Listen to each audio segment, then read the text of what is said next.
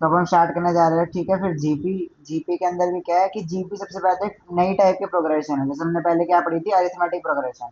Arithmetic progression की सबसे खास बात क्या आती है कि इसमें क्या आता, जो मेरा किसी भी दो नंबर के बीच का क्या डिफरेंस था, वो क्या था, सेम था। मतलब क्या है कि अगर मैं किन्हीं भी दो नंबर को सब्ट्रैक्ट करूंगा आपस में, और नंबर कैसे होना चाहिए, कंसेक्यूटिव, ये नहीं कि हाँ तुमने दूर दूर के 10-12 गैप वाले उसके बाद नंबर ले लिए। कंसेक्यूटिव नंबर्स होंगे तो तुमको सब्ट्रैक्ट करते तुमको डिफरेंस क्या आता था, हमेशा सेम आता था। ये वाला केस किसका था, मेरा एपी का। तो अब जरूरी है क्या कि हमेशा डिफरेंस ही सेम आए, ये मेरा एपी का केस था। पर जरूरी नहीं है कि डिफरेंस ही सेम आए। एक और मेरा केस क्या बन सकता है, उन दोनों का क्या, डिवीजन। अगर क्या होगी, कोई भी दो कंसेक्यूटिव नंबर है उनका क्या सेम आ जाए, डिवीजन, तो मैं उसको एक नया नाम देता हूँ, उसको मैं बोलता हूँ जियोमेट्रिक प्रोग्रेशन। इसको हम शॉर्ट में क्या बोल देते हैं, जीपी बोल देते हैं, जियोमेट्रिक प्रोग्रेशन। अब ऐसी चीजें समझ आया नहीं होगा डिवीजन से क्या मतलब है, तो एक बार एनसीईआरटी ने एग्जांपल दे रखे हैं, वो देख लेते हैं। सबसे पहले उन्होंने क्या करा है, एक रेक्टेंगल बनाया है। उसके पास कितने हैं, एक इन्होंने बड़ा रेक्टेंगल बनाया है, उसे किसने कितने पार्ट करा है, 3 पार्ट करे हैं। तो मेरे पास टोटल कितने स्क्वायर्स आ गए, 1 2 3, 3 स्क्वायर्स आ गए। फिर उसने क्या करा, उसी के जैसे सेम टू सेम एक और रेक्टेंगल लाया और चिपका दिया। तो क्या हुआ, इससे मेरे कितने स्क्वायर्स आ गए, अब मेरे आ गए 6 स्क्वायर्स। मतलब यहाँ कितने स्क्वायर थे, 3 स्क्वायर थे। यहाँ कितने स्क्वायर आ गए, 6 स्क्वायर्स आ गए। फिर यहाँ पे कितने हो गए, 1 2 3 4, 4 3 12। यहाँ आ गए 12 स्क्वायर्स। फिर यहाँ कितने थे, यहाँ थे 1 2 3 4 5 6 7 8, 8 3 जा 24। यहाँ कितने हो गए, 24। तो इनमें तुमको क्या कोई पैटर्न नजर आ रहा है, कि तुम पैटर्न देखते ही पहचान लो। चेक करो, अगर मैं 3 में 6 को घटाऊं तो मेरा कितना आंसर आ रहा है, 3 आ रहा है। और 12 में 6 को घटाऊं तो मेरा कितना आंसर आ रहा है, 6 आ रहा है। 24 में से 12 को घटाऊं तो मेरा कितना आंसर आ रहा है, 12 आंसर आ रहा है। तो मेरे को टेक्निकली तो कोई पैटर्न दिखाई नहीं दे रहा है, क्योंकि इसमें क्या है कि ये जो सारे डिफरेंसेस है वो क्या आ रहे हैं, अलग अलग आ रहे हैं। पर मैं सोचो एक और चीज करता हूँ, अगर मैंने क्या करा, सेकेंड डिवाइड में फर्स्ट करा, मतलब मैंने क्या कर दिया, 6 डिवाइड किससे कर दिया, मैंने 3 से। तो मेरा आंसर कितना बन गया, 2 बन गया। क्योंकि 6 को 3 से डिवाइड करूंगा तो कितना आएगा, 2। ऐसे ही यहाँ देखो, अगर मैंने 12 को डिवाइड करा किससे, जो उसका पीछे वाला नंबर है 6, तो मेरा कितना बन जाएगा, 2 आ जाएगा। ऐसे इसमें देखते हैं, मैंने 24 लिया और उसको किससे डिवाइड करा, तो उसका जस्ट पीछे वाला नंबर था 12। तो ये भी कितना आ रहा है, मेरा 2 आ रहा है। तो अब दिख रहा है क्या कुछ पैटर्न, अब दिख रहा है क्या कुछ पैटर्न, कि देखो अगर मैं हर एक आगे वाले नंबर को पीछे वाले नंबर से डिवाइड कर दे रहा हूँ, तो मेरा आंसर कितना आ जा रहा है, 2 आ जा रहा है, मतलब सेम आ रहा है। तो इसलिए मैं इस पैटर्न में क्या बोलता हूँ, डिवाइड करने पर जब मेरा आंसर सेम आए तो मैं उसको बोल देता हूँ जीपी, या ज्योमेट्रिक प्रोग्रेशन। अब क्या तुम पता लगा सकते हो कि स्टेज 5 और स्टेज 6 में कितने स्क्वायर्स आएंगे, तो बस मैं कर सकता हूँ इसका। अब मेरा क्या है कि मेरे को एक ऐसा स्क्वायर का नंबर चाहिए आगे जाके, यहाँ पे मेरे इतने स्क्वायर होने चाहिए, मैं मान लो कुछ भी कर देता हूँ, ठीक है, इतने स्क्वायर होने चाहिए यहाँ पे। मान लो एक्स स्क्वायर है यहाँ पे, ठीक है। तो ये एक्स मेरा किससे बराबर होना चाहिए, कि जब भी मैं इस एक्स को किससे डिवाइड करूं, 24 से डिवाइड करूं, तो मेरा आंसर क्या बनना चाहिए, 2 बनना चाहिए। ये तो कहा मेरे जीपी ने। जैसे मान लो कि मेरे को ये पता नहीं 24 है ये मेरा, ठीक है, तो मैं क्या बोलता कि अगर ये मेरा एक्स होता और मैं इसको इसके पीछे वाला जस्ट जो 12 है उससे डिवाइड करता, तो मेरा आंसर कितना बनना चाहिए था, 2 बनना चाहिए था।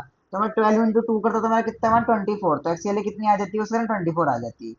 तो इस वाले केस में क्या है, इसमें कितनी आएगी, 24 × 2, मतलब कितनी हो गई, 48। तो यहाँ एक्स की वैल्यू कितनी आ गई, 48। मतलब फिफ्थ स्टेज पे कितने मेरे पास स्क्वायर्स होंगे, 48 स्क्वायर्स होंगे।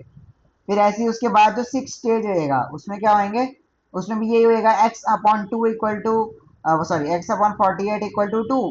तो इसके बाद मेरी मान लो x की जगह मैंने क्या कर दिया, y कर दिया। तो नेक्स्ट वाला मान लो मैंने y बोल दिया। तो y की वैल्यू आ जाती है 48 × 2, मतलब कितनी, 96। समझ आया कि जीपी कैसे निकाला मैंने, कि बस क्या करो, जो पीछे वाला नंबर है उसको 2 से मल्टीप्लाई कर दो, और जरूरी नहीं सिर्फ 2 से मल्टीप्लाई करना है, कोई भी नंबर मल्टीप्लाई कर सकते हो, बस वो क्या होना चाहिए, उन दोनों के बीच का कॉमन फैक्टर होना चाहिए। तो जैसे उसमें मैं बोलता हूँ ना कॉमन डिफरेंस, जैसे यहाँ इसको मैं बोलता था ना डिफरेंस को कॉमन डिफरेंस, यहाँ मैं क्या बोलता हूँ इसको, कॉमन फैक्टर, या इसका एक और नाम होता है क्या, कॉमन डिवाइजर, ये इसका दूसरा नाम होता है। तो चाहे फैक्टर बोले डिवाइजर बोले एक ही बात है। यहाँ तक कोई डाउट हो तो बताओ।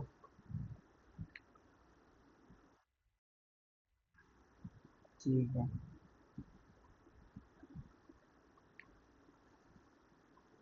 ठीक है, देखो इन्होंने इसका एक और नाम दे रखा है, एनसीईआरटी वाइज नाम है वो भी याद कर लेना, इसका एक और नाम क्या है, कॉमन रेशियो। तो एनसीईआरटी में कॉमन रेशियो लिखा तो कॉमन रेशियो भी याद कर लेना। तो अब मैं जब इसका जनरल सीक्वेंस लिखूंगा, जैसे मैं याद है जब मैंने उसका जनरल सीक्वेंस लिखा था एपी का, तो मैंने क्या लिखा था एपी का जनरल सीक्वेंस, पहले होता है मेरा ए, फिर होता है ए प्लस डी, फिर होता है ए प्लस 2 डी, फिर क्या होता है ए प्लस 3 डी। ऐसे क्या है मेरा चलता रहता है ये। ठीक है। अब यहाँ एक बार इसके जनरल सीक्वेंस बनाने में देखते हैं हम जीपी का। तो जीपी में मैंने क्या ले रखी थी, 3 लिया है, उसके बाद क्या लिया है, 6 लिया है, फिर उसके बाद मैंने क्या लिया है, 12 लिया है, फिर क्या लिया है, 24 लिया है। इसके बाद क्या है, चलता जा रहा है ये सीक्वेंस मेरा।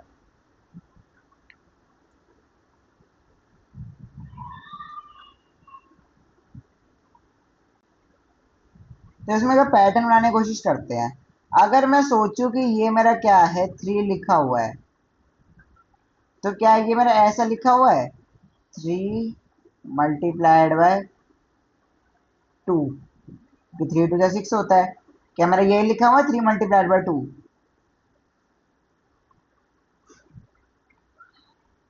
फिर ये लिखा हुआ है मेरा 3 मल्टीप्लाइड बाय क्या, 3 मल्टीप्लाइड बाय 2 का स्क्वायर।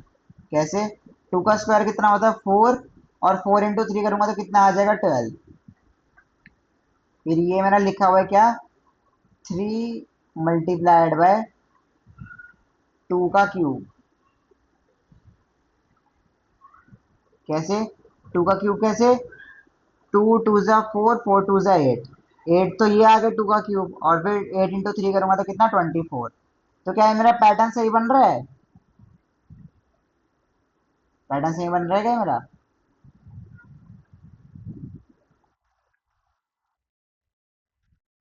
हाँ पैटर्न सही बन रहा है। तो हम इसको अगर जेनरिक फॉर्म में लिखो, क्योंकि ये तो मैंने हो गया, मानो तुमने एग्जाम्पल लेके लिखा है, इसी को बस मेरे को क्या कर देना, जनरलाइज कर देना है थोड़ा सा और। मतलब क्या है, मैं फर्स्ट टर्म को क्या बोलता हूँ, ए बोलता हूँ, तो मेरा अगर फर्स्ट टर्म ए है, ठीक है, तो मैं इसको क्या बोलता हूँ, ए का, चलो मैं पहले बार नेमिंग कर देता हूँ ताकि तुम्हारे पास आनी हो। ठीक है, जैसे मेरा एपी में था वैसे यहाँ पे भी होगा, ए को मैं क्या बोलूंगा, फर्स्ट टर्म। ठीक है। और यहाँ पे जैसे वहां डी होता था, डी का मतलब क्या होता था, डिफरेंस, यहाँ पे मैं लूंगा क्या, आर, और आर का मेरा मतलब क्या होएगा, कॉमन रेशियो, क्योंकि एनसीईआरटी में क्या लिखा है, रेशियो वर्ड लिखा है, तो हम भी क्या यूज करेंगे, रेशियो वर्ड। तो मेरा फर्स्ट अगर ए था तो सेकंड पता क्या आएगा मेरा, ए मल्टीप्लाइड बाय आर। जैसे यहाँ पे अगर मेरा R2 था, कॉमन रेशियो इन दोनों का क्या था, 2 था, तो ए इंटू आर करा, मतलब 3 इंटू 2 करा, तो कितना मिल गया, 6। फिर अगला मुझे क्या मिलेगा, ए इंटू में आर का क्या, स्क्वायर, ए इंटू आर का स्क्वायर। फिर मुझे मिलेगा ए इंटू आर का क्यूब, ए इंटू आर का क्यूब। और ये कहाँ तक जाएगा क्या लगता है, ये आर की पावर एन तक जाना चाहिए या एन माइनस 1 तक जाना चाहिए, क्या लगता है, आर की पावर एन तक जाएगा या आर की पावर एन माइनस 1 तक जाएगा।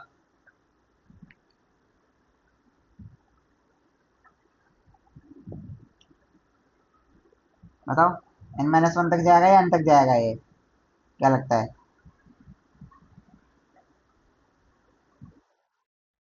एन माइनस 1 तक जाएगा।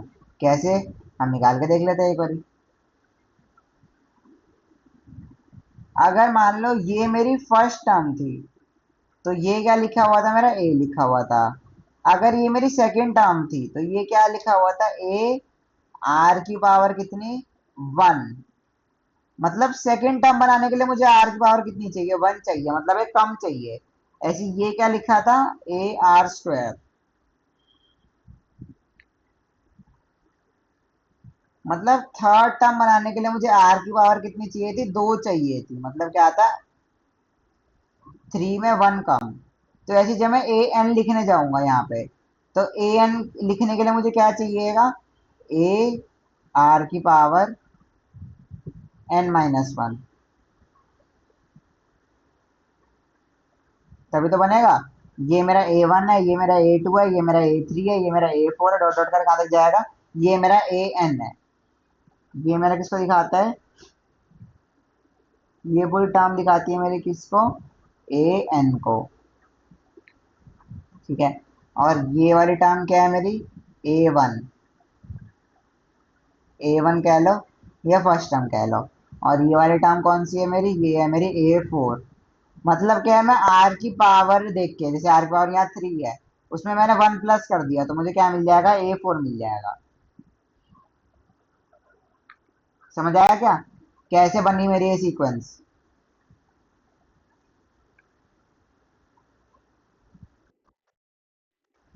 कोई डाउट है इसके अंदर, कोई भी डाउट हो।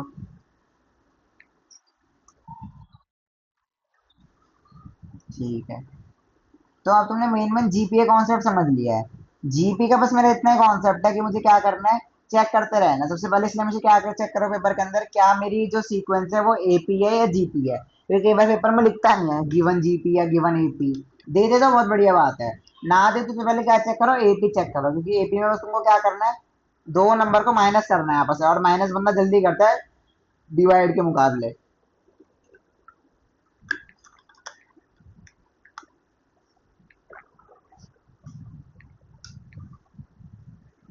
तो चलो अब इसको क्वेश्चन देखते हैं। इसने मेरे से पूछा है, ये मेरे को एक क्वेश्चन दिया हुआ है कि मेरे पास क्या है, सीक्वेंस दिया हुआ है 5 15/4 45/16 135/64। जब भी तुम्हें पहली बात तो क्या है, कुछ गंदा सा दिखाई दे, जब भी तुम्हें कुछ ऐसा गंदा सा दिखाई दे, डिवाइड में बहुत ज्यादा है, तो मान लिया करो सबसे पहले तो क्या चेक करा करो, जीपी चेक कर लो, ये आसान तरीका है समझने का। जब भी कुछ बहुत ही गंदा सा दे दे वो, क्योंकि इसका मतलब क्या है ना कि कुछ ना कुछ पक्का कट रहा होगा, कि मैं सोचा 15/4 में से 5 माइनस करूंगा, फिर 45/16 में से 15/4 माइनस करूंगा, मैंने तो बहुत मुश्किल हो जाएगा, क्योंकि मैंने तो एलसीएम वाला तरीका सीखा है, एलसीएम में तो मैं इसका एलसीएम लेते लेते पागल हो जाऊंगा। तो सबसे पहले उस समय क्या चेक कर लिया करो, जब भी तुमको फ्रैक्शन दिखे तो जीपी चेक कर लिया करो, जीपी आ गया तो बढ़िया, वरना एपी हो गया। तुम्हारे को चेक करने की जरूरत ही नहीं है, फिर भी तो हम अपने पास दो ही ऑप्शन है, या तो जीपी होगा या तो एपी होगा। तो चेक करते हैं अब। इनने पहली सीक्वेंस में पहला टर्म, ये लोग टी1 लिखते हैं, मैं इसको ए1 बोलता हूँ, 5 है।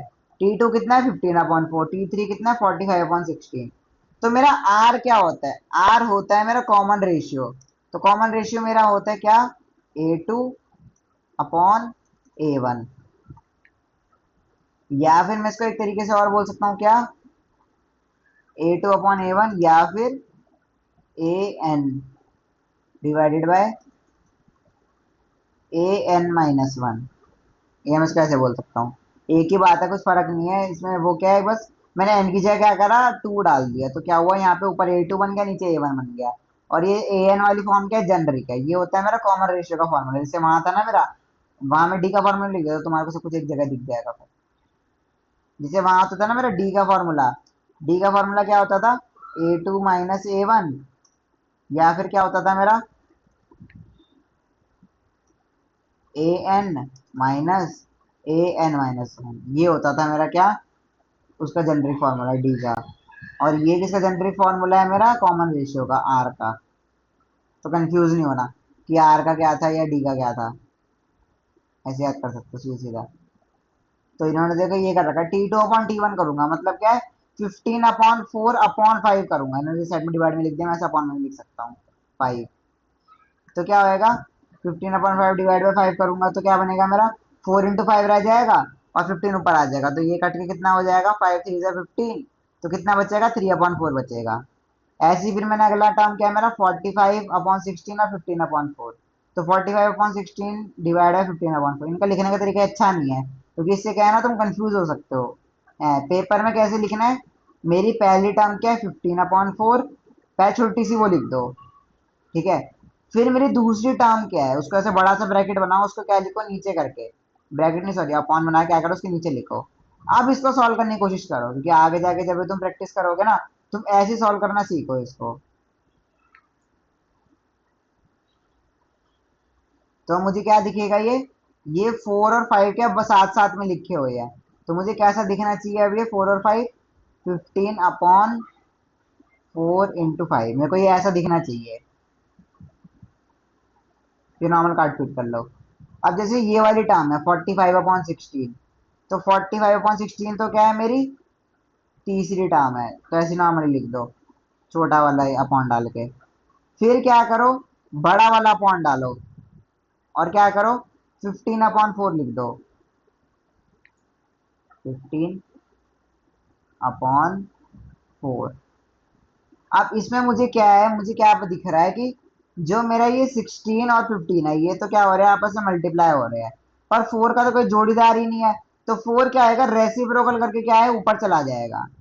इसको ऐसे याद करा करो, जो सबसे नीचे होता है ना, वो क्या करता है, रेसिप्रोकल करके ऊपर चला जाता है। तो ये मेरा क्या बन जाएगा, 45।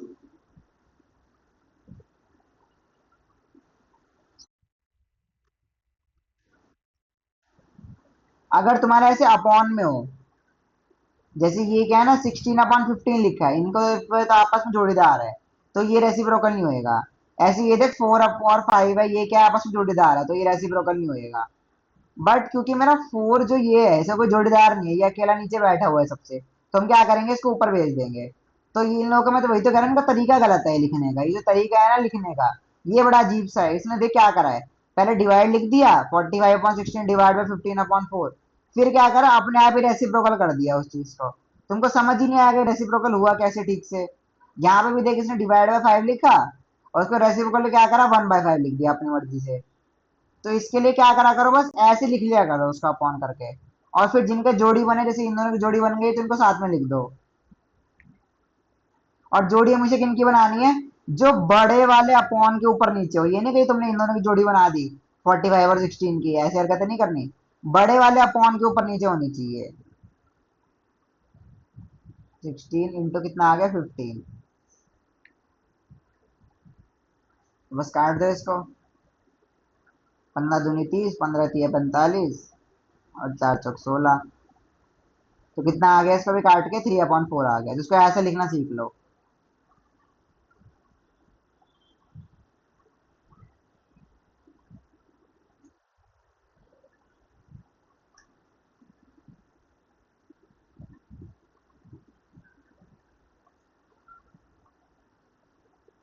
यहाँ तक कोई डाउट हो जीपी में?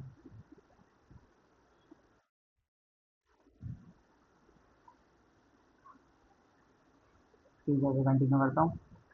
इसके बाद क्या है, जीपी के तुम्हारे को एनथ टर्म बता दी।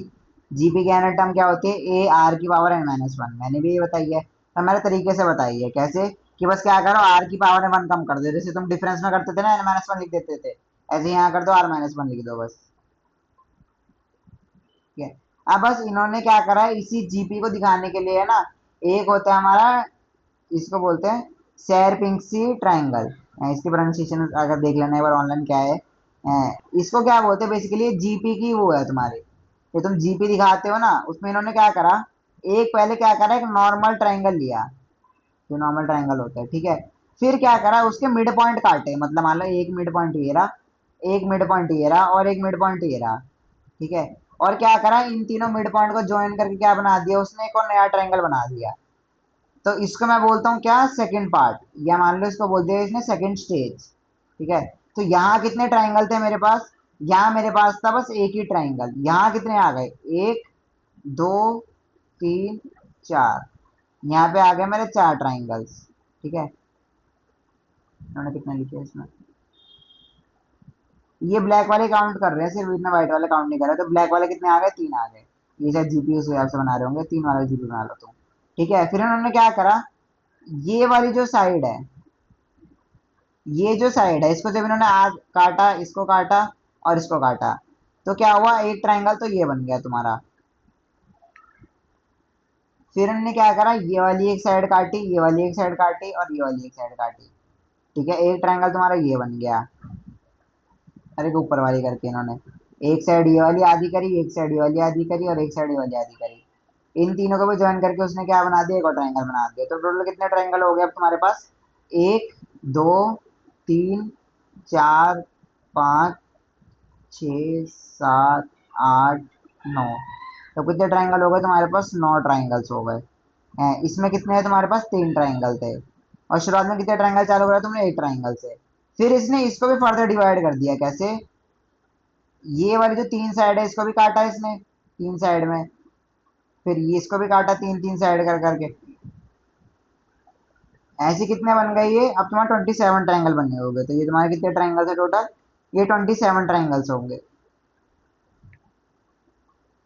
तो मतलब हर बार कितने ट्रायंगल का तुम्हारा इंक्रीज हो रहा है, चेक करो। 3 डिवाइड बाय 1 करूंगा तो कितना आएगा, 3 आएगा।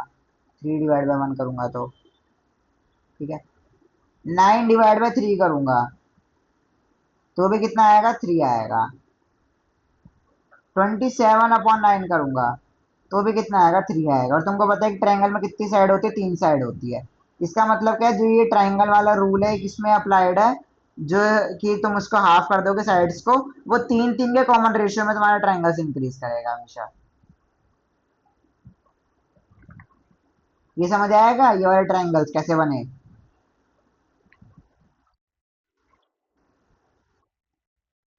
ठीक है, इसके बाद है अब जैसे इन्होंने के बस क्या कर दिया, अगले चौथे पांचवें स्टेट पे तुम हाथ से तो बना नहीं पाओगे, तो इन्होंने बस क्या बोल दिया, इसी जीपी को फॉलो करो, 27 × 3 कर दो 81। और फिर क्या करो, इसके बाद फिर 81 नहीं आएगा शायद, कुछ गड़बड़ कर दी। अच्छा हाँ ठीक है, 81 ही है। और फिर उसके बाद इसको फिर 81 को 3 से मल्टीप्लाई करो, 243। तो ऐसे क्या है, तुम्हारे ट्रायंगल्स बढ़ते रहेंगे जीपी में।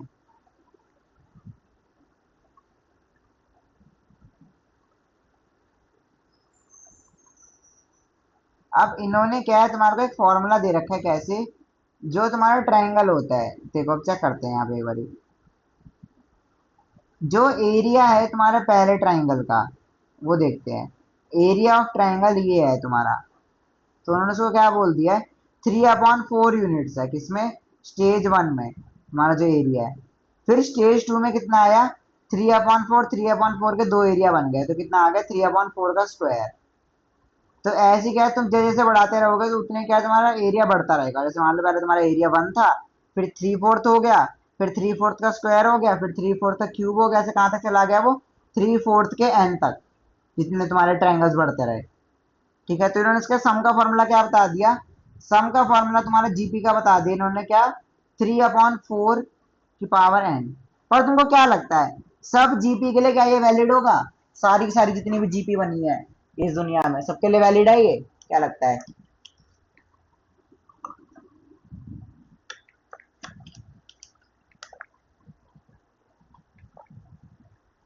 बताओ।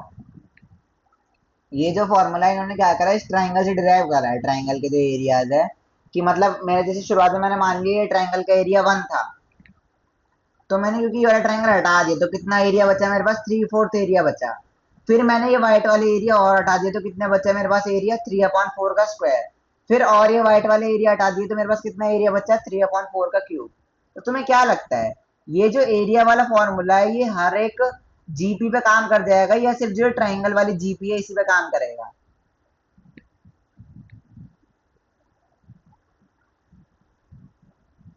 बताओ बताओ।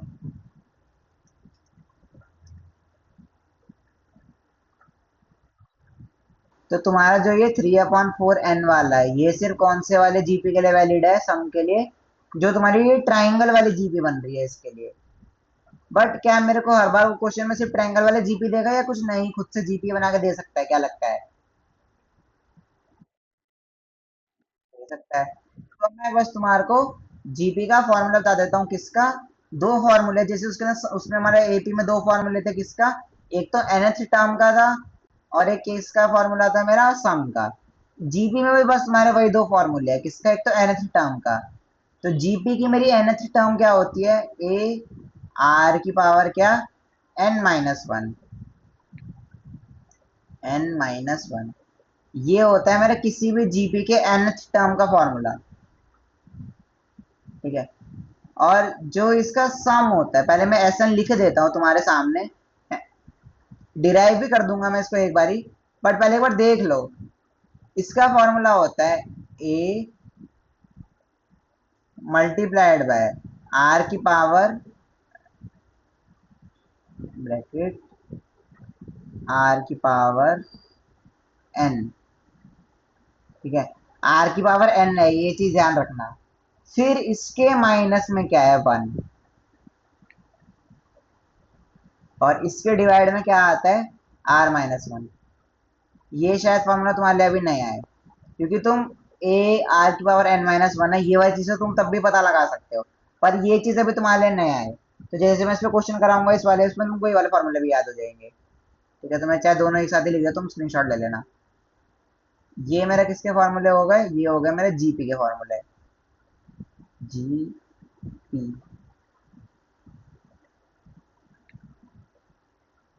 तो ये तो हो गया मेरा जीपी का। अब मैं यहाँ साइड में क्या एपी का भी लिख देता हूँ, ताकि तुम्हारे पास क्या है, सारे फॉर्मूले एक सामने ही आ जाए, क्योंकि इस फॉर्म चैप्टर में है ही तुम्हारे गिन चुन के 4 फॉर्मूले, बट क्वेश्चंस में थोड़ा दिमाग लगता है, क्योंकि तुम्हारे को बस लैंग्वेज समझनी होती है कि वो मेरे से क्वेश्चन में पूछ क्या रहा है या मांग क्या रहा है।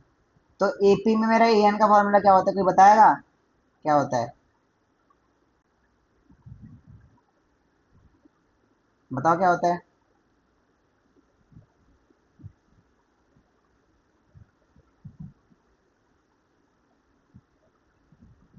ए प्लस n-1 × डी।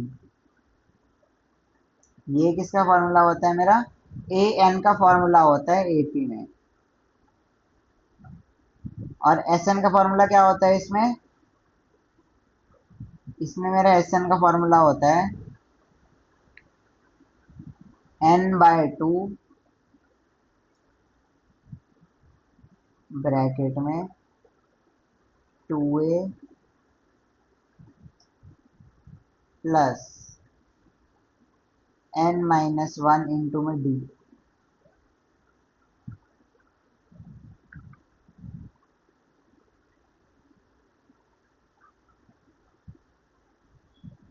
ये हो गया मेरा एपी और जीपी का फॉर्मूला। अब इन दोनों फॉर्मूले में कोई भी डाउट हो तो बता दो, कुछ भी ना समझ आया हो या ऐसा कुछ हो जो तुमको पूछना हो। इसका स्क्रीनशॉट भी ले लेना, और तुम्हारा काम आएगा ये पूरे इसमें, जब भी तुम इसे क्वेश्चन प्रैक्टिस करोगे तभी तुम्हारी यही चीज काम आएगी।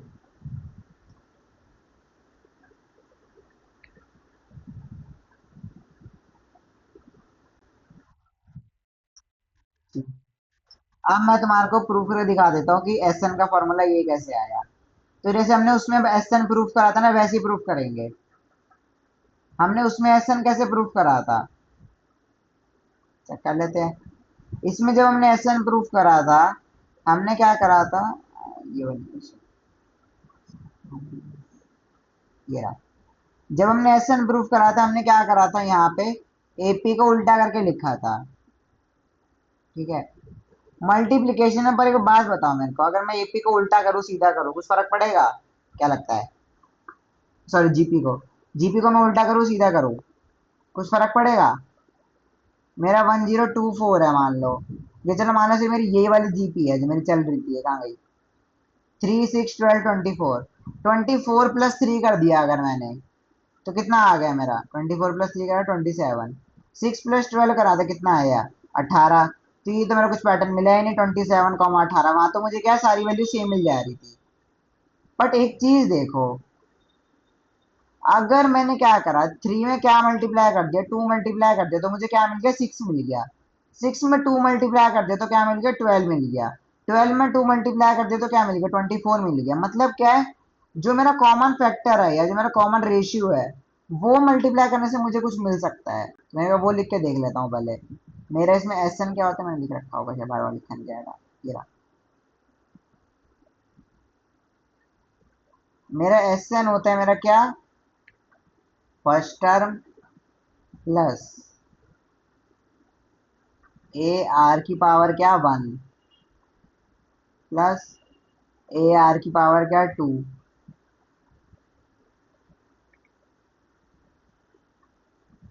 ऐसे चलते पावर कहाँ तक जाती है, ए आर की पावर n-1 तक।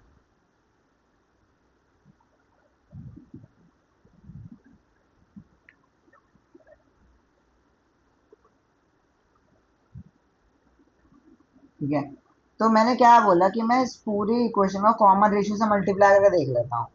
तो मैं बस एक बार क्या कर देता हूँ यहाँ पे, मल्टीप्लाई बाय आर, मतलब मेरा कॉमन रेशियो क्या था, आर था, तो मैं पूरी इक्वेशन किससे मल्टीप्लाई कर दे रहा हूँ, आर से मल्टीप्लाई कर दे रहा हूँ।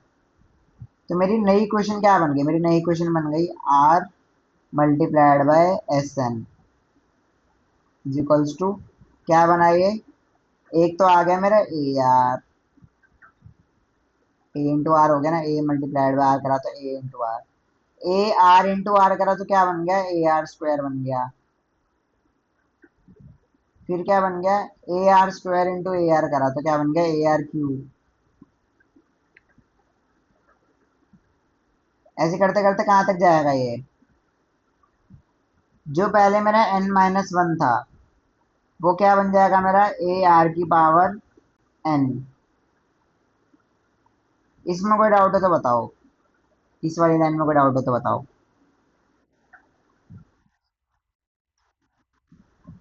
बताओ क्या कह रहे हैं,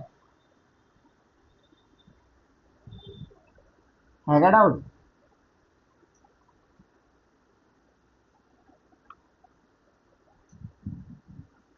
ये है मेरी इक्वेशन 1, ये है मेरी इक्वेशन 2। ठीक है, अब मैं क्या करूंगा इसके बाद, सब्ट्रैक्ट कर दूंगा क्या, सब्ट्रैक्ट किस में से क्या, 2-1, मैं बड़े में छोटा माइनस कर रहा हूँ कि आर इंटू एन क्या है, मेरा बड़ा वैल्यू है। सब्ट्रैक्ट 2-1 मतलब equation 2 minus equation 1।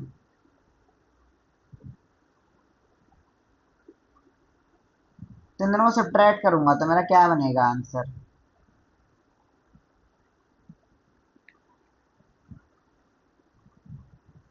Are S N minus S N करूंगा तो क्या बच जाएगा मेरे पास, R S N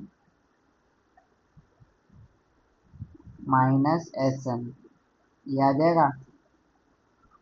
equal to में क्या आएगा मेरे पास, चेक करो, A R minus A R ये तो कट जाएगा, ए आर स्क्वायर ये भी कट जाएगा, ए आर क्यूब यहाँ पे भी कहीं आगे होगा कट जाएगा, ऐसे ए आर n-1 यहाँ पे होगा, ए आर n-1 यहाँ पे होगा, वो भी कट जाएगा। मेरे पास क्या बचा, एक तो मेरे पास बचेगा माइनस ए। ठीक है, और मेरे पास क्या बचेगा, प्लस में यहाँ पे क्या बचेगा, ए आर एन तक सब कट जाएगा तो बचेगा ए आर की पावर एन, ए आर की पावर क्या एन, ये बचेगा, इसके अलावा कुछ और बचना चाहिए, बताओ। ये बचेगा या कुछ और बचेगा,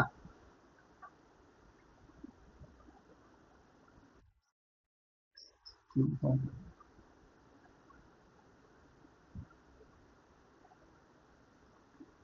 अब मैं क्या करता हूँ, यहाँ से क्या कॉमन निकाल लेता हूँ, एस एन कॉमन निकाल लिया मैंने क्योंकि दोनों जगह लिखा हुआ, तो मैं ब्रैकेट में क्या बचा, यहाँ पे आर बचा, आर -1 इक्वल टू, यहाँ में क्या कॉमन निकाल लेता हूँ, ए कॉमन निकाल लेता हूँ, तो यहाँ मेरा ब्रैकेट में क्या बचा, -1 प्लस आर की पावर एन।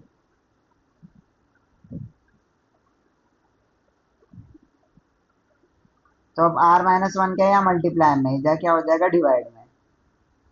तो फाइनली मेरा एस एन क्या आ जाएगा, एस एन आ जाएगा मेरा ए मल्टीप्लाइड बाय, अब आर की पावर एन इधर प्लस में है तो पहले लिख देता हूँ ताकि मेरे को अलग से प्लस का साइन लगाना ना पड़े, आर की पावर एन -1 और इसके अपॉन में क्या है, r-1, r-1। तो ये आ गया मेरा एस एन का फॉर्मूला। और ये है इसकी डेरिवेशन। है 3-4 लाइनों की, बट वही ये समझ आनी चाहिए। तो इसका भी तुम एक बार स्क्रीनशॉट ले लो, डेरिवेशन का भी। और ये वाला जो तुम्हारा डेरिवेशन है, ये वाला जो फॉर्मूला है, ये क्या तुम्हारे किसी भी जीपी के चढ़ जाएगा। पूरे दुनिया जान में तुम्हारा कोई मर्जी जीपी दे दो, जो तुमने आज तक कभी देखी भी ना हो जीपी, उसका भी चाहे सब निकाल के दे सकता है तुम्हारे को। बस तुमको क्या बताना चाहिए, ए का मतलब क्या होता है, फर्स्ट टर्म। आर का मतलब क्या होता है, जो कॉमन रेशियो है। और एन का मतलब क्या होता है, कितनी नंबर ऑफ टर्म्स है। आर। ठीक है, बताओ कोई डाउट हो तो। ठीक है, अब बस इन्होंने बस क्या किया, ग्राफ बना के दिखा दिया बस। जो तुम्हारी वैल्यूज है क्या हो रही है, तुम्हारी एक्सपोनेंशियली चल रही है। एक्सपोनेंशियली कैसे, 2 की पावर में चल रही है। तुम्हारे नॉर्मली अगर नॉर्मल चल रहा होता लीनियर ग्राफ, तो ये कैसा जाता, ऐसा जाता तुम्हारा लीनियर ग्राफ। लीनियर होता तो क्या जाता है, ऐसे जाता।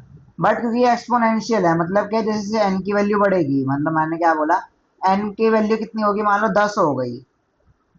ठीक है, तो मेरी वैल्यू कितनी हो गई, 3 × 2 की पावर 9।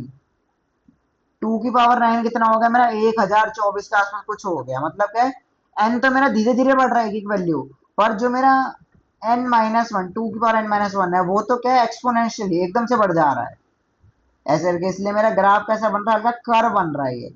और एक कर्व पता है कैसा बनता है, अगर मैं इसको प्रॉपर्ली दिखाऊं तो, ये तुम्हारा कर्व दिखने में ऐसा होता है, ये ऐसे चालू होता है धीरे धीरे, और बढ़ते बढ़ते बढ़ते बढ़ते क्या है, ऐसे करके इन्फिनिटी को टेंड कर जाता है, चलता रहता है ऊपर की तरफ, ऐसे एकदम से बढ़ जाता है ये। जबकि जो तुम्हारा नॉर्मल एपी का ग्राफ होता है, तुम्हारा जो नॉर्मल एपी का ग्राफ होता है, वो तो कैसे दिखाई देता है, वो भी मान लो अगर यहीं से स्टार्ट करा है तुमने, तो शुरुआत में क्या होता है, एपी और जीपी क्या बराबर से चलते हैं, पर बाद में क्या होता है, ये एपी जीपी में यही फर्क होता है कि तुम्हारा एपी ग्राफ क्या हो जाता है, बाद में कुछ समय बाद ऐसे करके स्ट्रेट हो जाता है। बट जीपी क्या है, तुम्हारा एक्सपोनेंशियल है, तो क्या है, वो कर्व में रहता है, तो ये एकदम से आगे बढ़ जाता है वो। तो तुम डिफरेंस देख ही सकते हो ये वाला।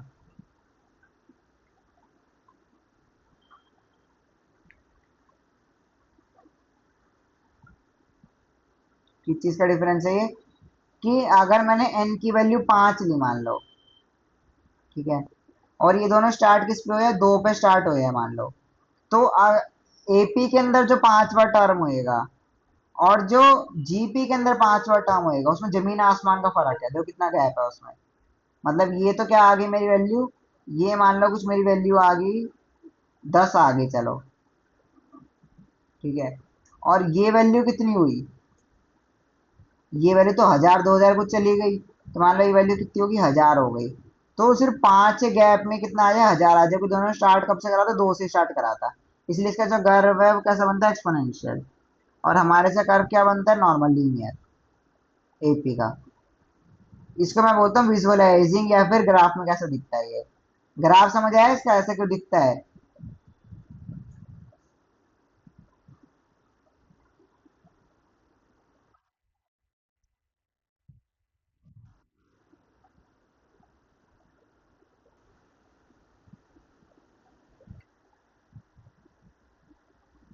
तो पहला है नॉर्मल नॉर्मल क्वेश्चन है, क्या है, मेरे को 12th टर्म बतानी है जीपी की, जिसका कॉमन रेशियो क्या है, 2। और उसका 8th टर्म दे रखा है मेरे को, क्या, 192। मतलब मुझे क्या दिया हुआ है, मुझे एक तो मुझे दिया हुआ है A8, मतलब 8th टर्म दिया हुआ है मुझे, किसके बराबर है, और A8 192 के, 192 के। साथ में मुझे उसने क्या दे रखा है, कॉमन रेशियो। कॉमन रेशियो का मतलब क्या होता है, आर। आर उसने मुझे दे रखा है 2। मुझे पता लगाना है क्या है, A12 कितना होगा। उसने मेरे से क्या पूछा है, A12।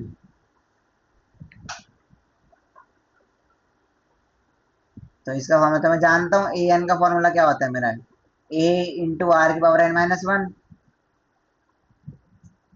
तो A R⁻n−1, अगर मैं n की जगह 8 रख दूँ, तो R−1 R⁻n−1 कितना होएगा, 7। तो a इंटू आर की पावर 7 किसके बराबर है मेरा? 192 के। 192 और आर की वैल्यू कितनी है मेरी? 2। आर की वैल्यू कितनी है? 2। तो मतलब a इंटू में 2 की पावर 7 किसके बराबर है? 192 के।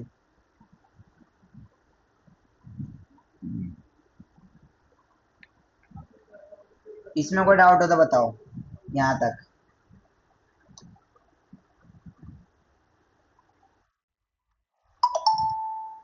क्या?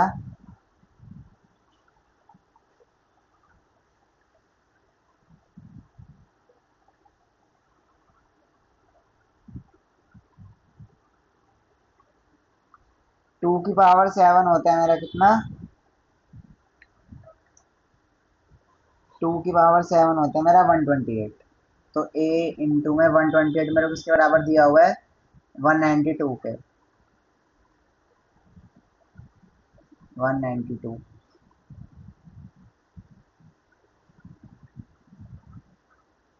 तो a की वैल्यू कितनी आ गई मेरी? 192 अपॉन 128। 192 अपॉन 128 आता है मेरा 3/2। इससे मुझे क्या मिल गया? मुझे a मिल गया। और a मेरा किसके बराबर है? 3/2 के। अब क्योंकि मुझे a मिल गया तो a12 तो मैं आराम से निकाल सकता हूँ। a12 कितना होएगा मेरा? a r की पावर 11 और ये किसके बराबर होएगा? a है मेरा 3/2 मल्टीप्लाइड बाय 2 की पावर क्या? 11। तो 2 की पावर 11/2 करूंगा तो मेरे को पता है कि जब मेरा क्या होते हैं, बेस सेम होते हैं और पावर नंबर आपस में डिवाइड में होते हैं, तो मैं क्या करता हूँ, पावर सब्ट्रैक्ट कर देता हूँ। तो 11 - 1 करूंगा तो कितना आ जाएगा? 10 आ जाएगा। तो 2 की पावर क्या आ गया? 10। तो 3 इंटू 2 की पावर 10 करूंगा तो कितना आएगा? 2 की पावर 10 होता है मेरा 1024। 1024 इंटू 3 करूंगा तो मेरा आ गया 3072। तो A12 आ गया मेरा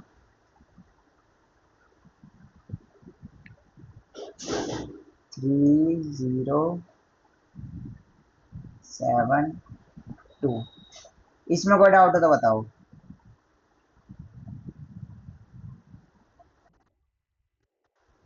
ठीक है। हाँ, इसके बाद मेरे को क्या है, 10th टर्म और nth टर्म बतानी है। ये तुम कर सकते हो कैसे? 10th टर्म के लिए क्या है, तुम्हारे को A10 पूछ रहा है वो, ठीक है। और nth टर्म के लिए वो क्या पूछ रहा है तुमसे? an पूछ रहा है। an क्या फॉर्मूला होता है? a इंटू आर की पावर n-1। तो बस क्या करना, a और r की वैल्यू लिख देना, बाकी n ऐसे ही छोड़ देना। बाकी इसने अब ये वाला क्वेश्चन दे रखा है, which term of the sequence is 730। वही इन्होंने Tn+1 और Tn दे रखा है, तो क्या करना, Tn+1 की जगह क्या कर देना, 730 डाल देना। उससे फिर क्या तुम्हारी n की वैल्यू निकल जाएगी। अगला है कि अगर मैं जीपी को लिखूँ 2618, तो मेरे से पूछा है कि 4374 कौन सा टर्म है, और फिर मेरे से पूछा है कि उसका मेरा रिकर्सिव फॉर्मूला भी लिख के दिखाओ। ठीक है, तो ये वाला क्वेश्चन मैं अगली क्लास में बताऊंगा। ये वाला क्वेश्चन अच्छा है, फोर्थ वाला। एक बार खुद से ट्राई करना फोर्थ वाला। बाकी ये वाला दोनों तुम खुद कर सकते हो, 2 और 3। फिफ्थ वाले मैं बता देता हूँ अभी। फिफ्थ वाले में क्या है कि मैंने क्या करा, एक बॉल फेंकी है और वो क्या है, 80 मीटर गई पहली बार फेंकने पे। और हर बार क्या है, जब वो टप्पा खाती है तो उसकी क्या होती है, ऊंचाई गिरने में थोड़ी कम हो जाती है। ऊंचाई गिरने में कम कैसे हो जाती है? क्योंकि कुछ जो एनर्जी होती है वो क्या करते हैं, धरती एब्जॉर्ब कर लेती है।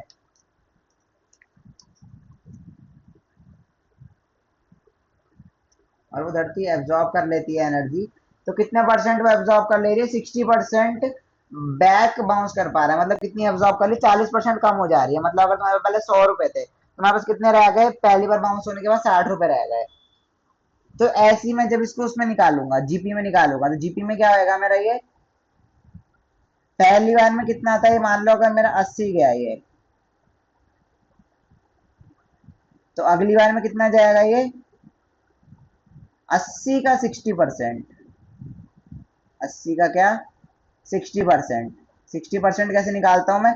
60/100 कर लो या 0.6 बोल दो, एक ही बात है। ठीक है। फिर तीसरी उसमें कितना आया? तीसरी उसमें आया जो ये पिछली बार की एनर्जी बची थी। पिछली बार की ये एनर्जी बची थी मेरे पास, मान लो मैंने से क्या बोल दिया, इस वाली एनर्जी को मैंने ई बोल दिया। तो ये जो एनर्जी थी ई, इसका 60%, जो बची हुई एनर्जी है उसका 60% बचा है मेरे पास। तो इसका 60/100। तो मैं ई को खोल के अगर लिखूंगा, ई को अगर मैंने खोल के लिखा तो वो मेरा क्या बन गया, 80 × 60/100। तो ये हटा के मैं क्या कर सकता हूँ, 80 × 60/100। तो 60/100 पहले भी लिखा हुआ है, तो मतलब क्या हो गया इसका स्क्वायर। तो समझ आया इसमें जीपी क्या बन रही है। अगला बनेगा 80 × 16/100 का कितना, क्यूब। 80 × 60/100 का क्या, क्यूब। तो मेरी ये जीपी बन गई। अब मेरे को जीपी पता लग गई, फर्स्ट टर्म पता लग गई, और आर क्या होता है, कॉमन रेशियो। कॉमन रेशियो कितना आ रहा है, मतलब इसमें कॉमन क्या आ रहा है, 60/100 कॉमन आ रहा है। तो 60/100 क्या कर लो, इसको आर लिख लो। तुमको ए भी पता है, आर भी पता है। तो तुम्हें क्या बताना है उसमें, A5 बताना है फिफ्थ बाउंस के बाद। और तुम्हें क्या बताना है, A5 बताना है पहले तो। फिर मुझे बोला total vertical distance travelled by the time it hits the ground for six time. मतलब कैसे, टोटल कितना डिस्टेंस ट्रेवल करा वर्टिकली, मतलब क्या है, ऊपर की दिशा में, मुझे वो बताना है। और कौन सी बाउंस के बाद, सिक्स्थ बाउंस के बाद। तो इस वाले क्वेश्चन को भी समझ लेते हैं। इस वाले क्वेश्चन में उसने मेरे को क्या कर दिया है, इसने मेरे को बाउंस बता दिया है कि पहला बाउंस, दूसरा बाउंस, ऐसे कर करके। तो बेसिकली वो मेरे से मांग रहा है किसकी वैल्यू, S6 की। मतलब सिक्स टाइम का जो बाउंस है उस समय तक कितना मेरा इसने डिस्टेंस ट्रेवल करा, तो S6 मान रहा है। तो A1 क्या दे रहा है मेरे को, पहली बार कितना डिस्टेंस ट्रेवल करा, A2 दे रहा है दूसरी बार में कितना करा, A3 कह रहा है तीसरी बार में कितना करा, A4 चौथी बार में, A5 छठी बार में कितना।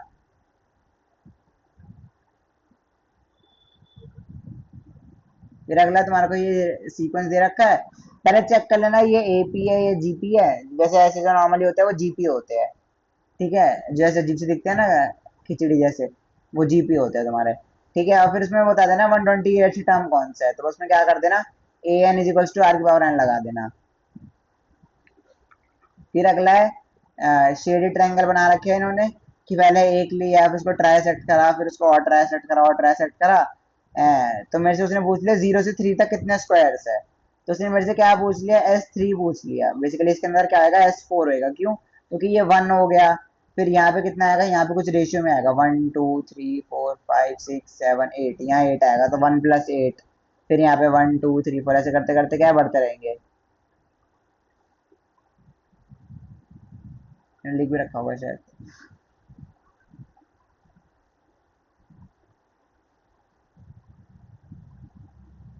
हाँ, पहले में कितना है, 8 स्क्वायर्स है, leaving a square. The same process repeat on 8 smaller shades. मतलब इन्हें फिर क्या करा, वही उसको 8 8 तक तोड़ते रहे हैं। तो ये वाला क्वेश्चन बता दूंगा मुझे नेक्स्ट क्लास में, सेवंथ वाला भी स्टार मान लो अभी, ये वाला मैं करा दूंगा। ठीक है, फिर एंड ऑफ द चैप्टर इसके अंदर भी देख लेते हैं। एपी का तुम्हें क्या बता रखा है, 31st टर्म पूछा है, जिसमें तुमको क्या दे रखा है, 11वीं और 16वीं टर्म दे रखी है।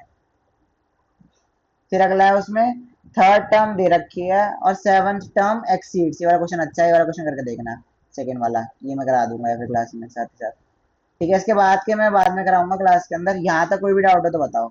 तुम्हारे तक काम है अभी 8.3 और second question end of the chapter, ये सारे फिर मैं बताता रहूंगा साथ साथ ही। यहाँ तक में कोई डाउट हो तो बताओ। ठीक है, कोई डाउट हो तो पूछ लो ना, लीव कर दो।